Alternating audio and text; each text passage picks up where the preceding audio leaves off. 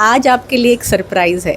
Surprise क्या है कि न केवल हम इंग्लिश ग्रामर करेंगे जो अभी तक करते आए हैं, हम हिंदी व्याकरण भी करेंगे। उसमें आज पहला विषय हमने लिया है पत्र लेखन, जिसमें आज मैं आपको अनौपचारिक पत्र का बताऊंगी फॉर्मेट कि कैसे लिखा जाता है। तो सबसे पहले प्राप्तकर्ता का पता लिखा जाता है, यानी जिसको लेटर पत्र भेजा जा रहा है। मैं माफ़ी चाहूँगी, मेरा छोटा किटन है वो थोड़ी मस्ती कर रहा है।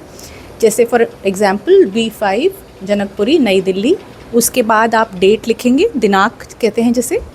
फिर अगर कोई बड़े को लिख रहे हैं, नाना चाची चाचा को, बड़े को, तो आदरणीय यूज़ करेंगे। छोटे को लिख रहे हैं तो प्रिय यूज़ करेंगे, यानी जिसे कहते हैं संबोधन, जिसे पत्र लिखा जा रहा है। फिर प्रणाम या नमस्ते, और अगर नानी नाना है या दादी दादा हैं तो आप चरण स्पर्श का भी प्रयोग कर सकते हैं। उसके ये होता है आपका अभिवादन। फिर आपको 2 अनुच्छेद लिखने पड़ेंगे, 2 पैराग्राफ्स में आपको पत्र लिखना पड़ेगा। फिर समापन में आपको लिखना होगा बड़ों को नमस्ते, वे छोटों को प्यार।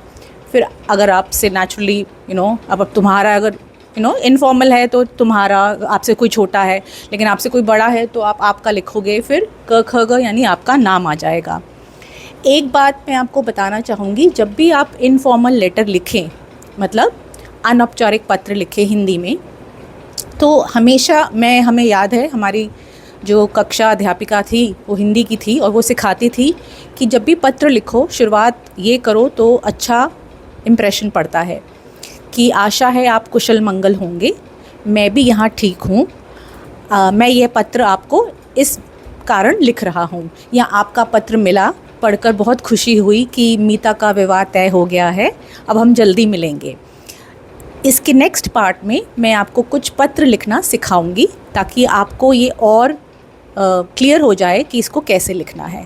थैंक यू, धन्यवाद।